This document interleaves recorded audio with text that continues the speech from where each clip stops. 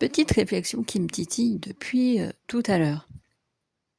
Est-ce qu'on y gagne réellement dans la vie à être gentil, à vouloir bien poser les règles, tout ça, enfin bref.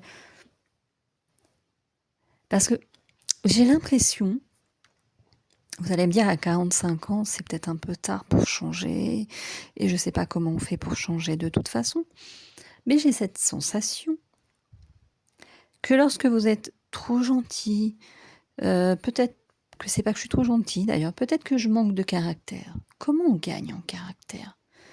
Comment on apprend à envoyer chier, désolé du terme, les gens en direct live? Alors bien sûr, cette histoire de dentiste est une première base de réflexion. Et je me suis purée, mais meuf, t'as appelé tout simplement un dentiste, un cabinet médical, un cabinet dentaire, pardon, qui t'a vu il y a quelques mois. Certes, tu as peut-être trop tardé à appeler, certes, mais ils t'ont vu, ils t'ont fait des radios dans tous les sens de ta mâchoire, tout ça. Le mec avait l'air plutôt sympa, la secrétaire à l'époque aussi, enfin bref, sourire et tout. Et là, tu rappelles et on te traite comme une moins que rien. Et en fait, qu'est-ce que j'ai fait? Rien. Je me suis laissée parler comme à une merde, alors que je suis une patiente. Alors, ok, ils ne sont pas en pénurie de patients et c'est pas moi qui va leur permettre de vivre. Ok. Mais j'aurais dû, en fait, je pense, réagir quand cette secrétaire m'a parlé sur le ton sur lequel elle m'a parlé, du coup, j'aurais dû lui dire, mais madame, que vous me refusiez un rendez-vous, je le conçois totalement. Par contre, vous n'avez pas nécessité d'être humiliante, désobligeante, vexante, et limite d'avoir le ton d'une gamine de 15 ans qui fait nanananer dans la cour. C'est un petit peu ça quand même, hein. Voilà. Et c'est sur le moment que j'aurais dû lui dire, alors que moi, en fait, ma réaction première, c'est de rester complètement consternée devant une situation, pardon, qui me paraît aberrante en fait. Mon cerveau bloque sur l'instant et c'est comme s'il se disait mais pourquoi les gens se comportent comme ça? Et je pense que inconsciemment je cherche le truc que moi j'ai mal fait là sur l'instant pour mériter ça. Et je me remets dans cette réflexion ce soir là, on est dimanche soir 20h35, parce que tout à l'heure, je vais tranquillou laver les vitres de ma voiture. Je ne sais pas chez vous, mais nous ici, c'est une cata. Je ne sais pas ce qui tombe entre le pollen, machin, tout. La voiture, elle est plus noire, elle est jaune. Hein. Sauf que j'ai constaté que bientôt, je ne voyais plus rien à travers le pare-brise, malgré le lave-glace, malgré des essuie-glaces tout neufs. Donc j'ai dit, je vais aller passer un petit coup, ne serait-ce que sur les vitres, histoire de voir à peu près clair quand je conduis. Je fais mon truc tranquille, je mets mes petits déchets dans un sac poubelle que j'emmène aux poubelles juste après. Et là, Vlatipa, qu'il y a une dame qui habite dans le quartier résidentiel juste derrière, qui me tape la causette. En soi, pourquoi pas? Et là, elle me demande, mais vous faites quoi? Vous faites quoi? J'ai dit, je fais quoi, comment? Elle dit, un métier, machin, parce que hop, on parlait que oui, moi j'habite là, machin. Bref, passons. Je lui dis que j'ai pas d'emploi, que voilà, machin. Et là, elle me pose une question à laquelle j'aurais dû lui dire, je vends de la drogue. Parce qu'elle me demande, mais comment vous faites pour payer votre loyer? Et là, en fait, le truc que j'aurais dû répondre, au-delà du truc un peu mesquin du je vends de la drogue, c'est ça vous regarde pas, c'est entre mon bailleur et moi, en fait. Coup de main, hein. Et là, en fait, je me suis sentie en position tellement inférieure que je me suis sentie obligée de me justifier. Et là, avec le recul, je me dis, mais pourquoi en fait? pourquoi? D'où t'as justifié? D'où? Et je suis sûre que ça vous est déjà arrivé des tonnes et des tonnes de fois où après coup vous vous êtes dit mais en quoi j'avais besoin de me justifier face à cette personne? Si je reprends l'histoire du loyer, de comment je paye mon loyer, c'est entre moi et mon bailleur en fait. Aujourd'hui, 26 avril, 20h37,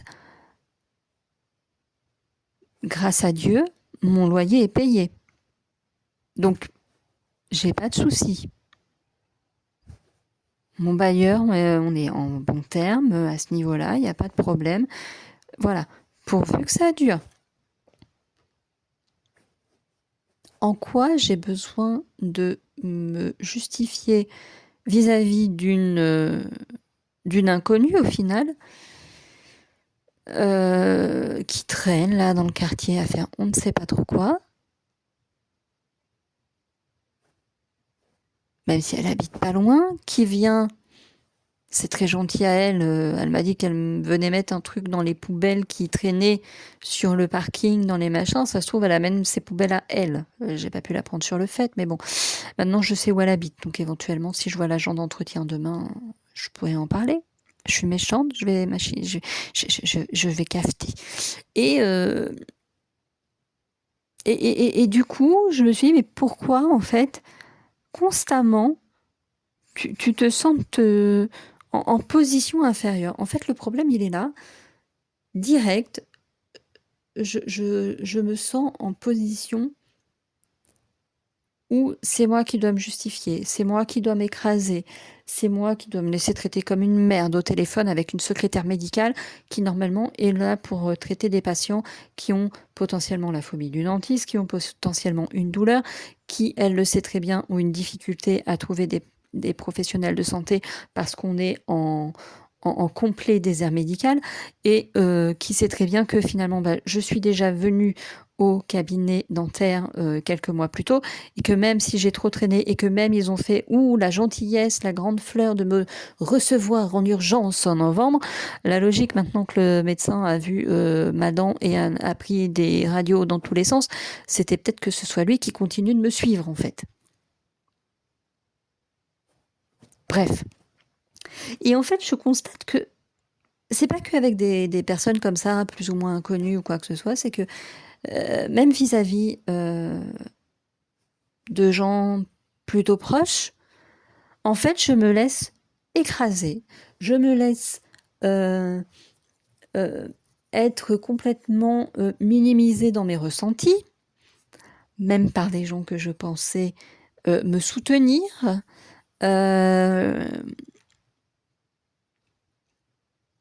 Et en fait, je commence à me dire, bon, j'ai pas les moyens, mais j'aurais besoin d'une thérapie en fait pour réapprendre à me sentir légitime. Alors j'ai toujours ressenti que j'avais ce problème de légitimité, mais c'est de plus en plus flagrant. Et c'est vrai que la vie me balance tellement de trucs comme ça. C'est jamais très grave, encore une fois, c'est pas grave, mais constamment. Alors, pour vous dire, encore une fois, donc, ce matin, ma mère, ma maman que j'aime, pareil, me fait sentir comme une gosse, en fait. Alors, je suis déjà pas fan du téléphone, hein, voilà. Sachant que, petit abcès dentaire, machin, tout ça, du coup, je prends rendez-vous avec mon médecin traitant, parce que grand Dieu, j'ai un médecin traitant désormais. J'ai été vérifiée quand même, histoire de, parce que je ne suis plus sûre de moi. Je me suis dit, attends, peut-être que là aussi j'ai merdé quelque chose. Je vais sur le site Amélie, tout ça qui était en rade hier, mais qui fonctionnait visiblement aujourd'hui. Je vais sur le site, c'est bon. Manifestement, là où j'ai pris rendez-vous, c'est bien mon médecin traitant. Voilà, c'est bon. On est bon. Et donc, normalement, les rendez-vous avec mon docteur se prennent par Doctolib.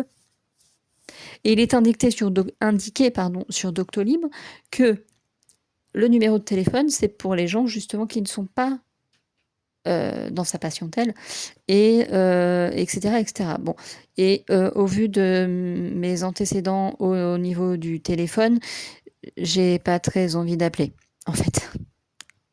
Voilà. Donc je prends rendez-vous avec mon médecin, sauf que parce que je me dis que ma dent, ça va, je gère, pour le moment. On croise les doigts pour que ça continue comme ça. Je prends pas d'antidouleur, je prends pas de machin. C'est juste très chiant, très pénible. Et donc, c'est pour ça que je m'étais décidée à appeler le dentiste. Je me suis dit, il faut qu'on essaye de régler le problème. Bon, ça va être plus compliqué que je le pense.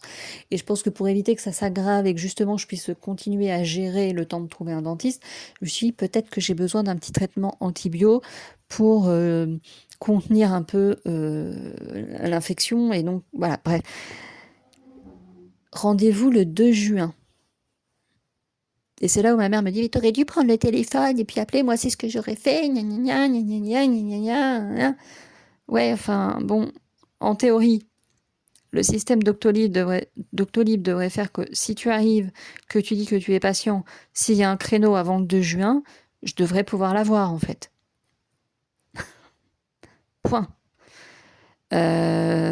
Sachant qu'elle n'a pas de secrétariat médical, ma doctoresse, je vais peut-être pas a priori l'emmerder sur un numéro de téléphone que visiblement elle destine plutôt aux personnes qui ne sont pas dans sa patientèle, même si moi aussi je vois pas vraiment la logique, on est d'accord, voilà. Bref. Donc je passe par Doctolib. Ce que je fais donc en me disant je vais peut-être pas attendre jusqu'au 2 juin, même si je conserve mon rendez-vous, je pense que je vais lui parler de problèmes psychologiques, machin, tout ça. Je pense que le 2 juin, va falloir qu'on y vienne parce que j'ai de plus en plus de mal à gérer entre les nuisances de voisinage, les problèmes de santé, de se prendre des portes dans la gueule constamment. Et voilà, bref.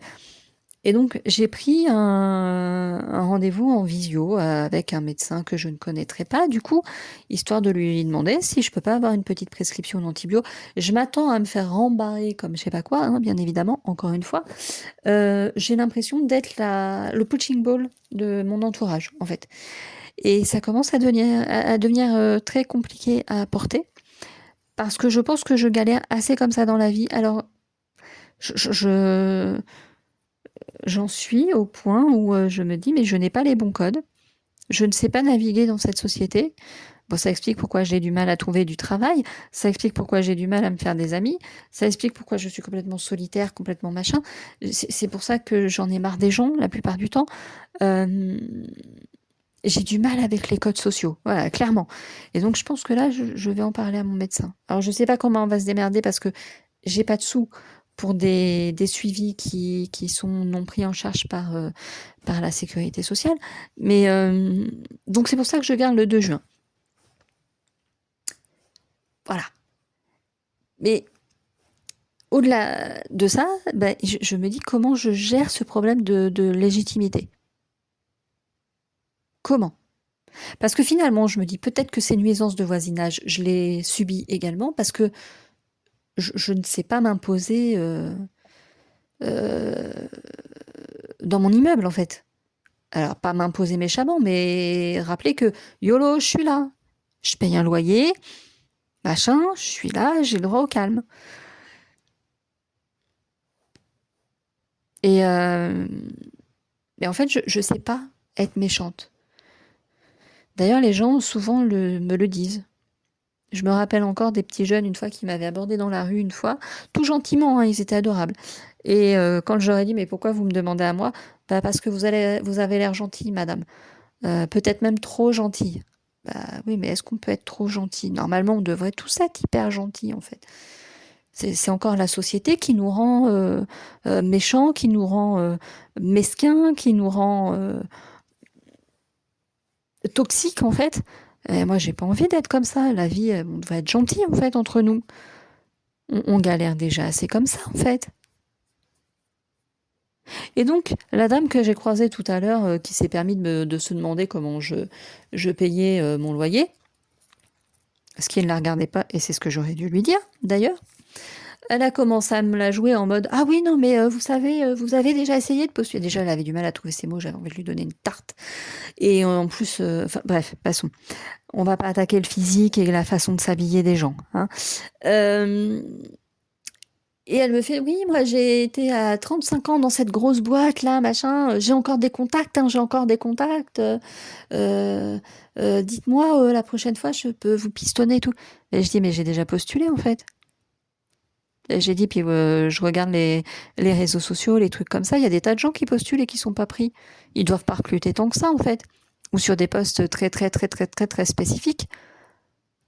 «Ah non mais, faut avoir du piston pour rentrer». Non mais faut pas avoir du piston pour rentrer. J'avais eu un entretien d'embauche déjà et sans piston dans la boîte. Sauf que bah, je suis pas la seule à postuler et que j'ai pas été retenue. Et donc, voilà, je me suis laissée Par chance, j'ai une de mes voisines qui est arrivée après et j'ai discuté avec elle. Elle m'a dit aussi que je suis sympathique. Voilà. Elle a dit qu'elle espérait que ça me porterait chance, si seulement, si seulement. Mais je crois qu'en fait, les gentils n'ont pas de chance. Les gentils sont les punching balls du monde entier. Bon, comme ça, là, je fais très grille de la vie, mais je rencontre aussi des gens très gentils. Je suis allée acheter une neuvaine encore. Il n'y a pas très longtemps. Bah, c'est quand que j'y suis allée?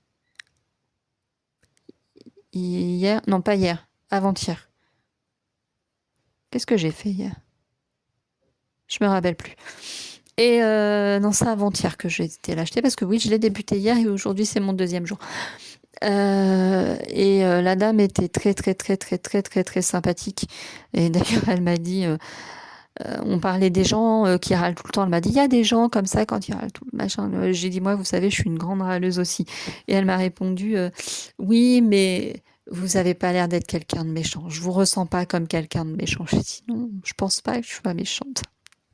Il y a des situations qui m'exaspèrent simplement. Euh, je m'adresse donc à tous les gentils de la Terre, à ceux qui servent de paillasson aux autres. On n'est pas seul. On peut faire un club si vous voulez. Euh, ou si vous avez une astuce, si vous avez une technique, un bouquin, je sais pas. Partagez en commentaire. Allez-y, go. Comment se faire respecter? Comment remettre un petit peu de, de noblesse et d'intérêt pour la gentillesse et la sympathie et la compassion et la bienveillance dans ce monde merdique qui ne valorise que les gens qui font du bruit à outrance, que les gens qui manipulent, que les gens qui trahissent, que les gens qui utilisent, etc., etc. Dites-moi, comment on fait? Où est-ce que vous vous situez, vous, dans cet échiquier-là et comment vous faites? Comment vous vous en sortez? Dites-moi tout.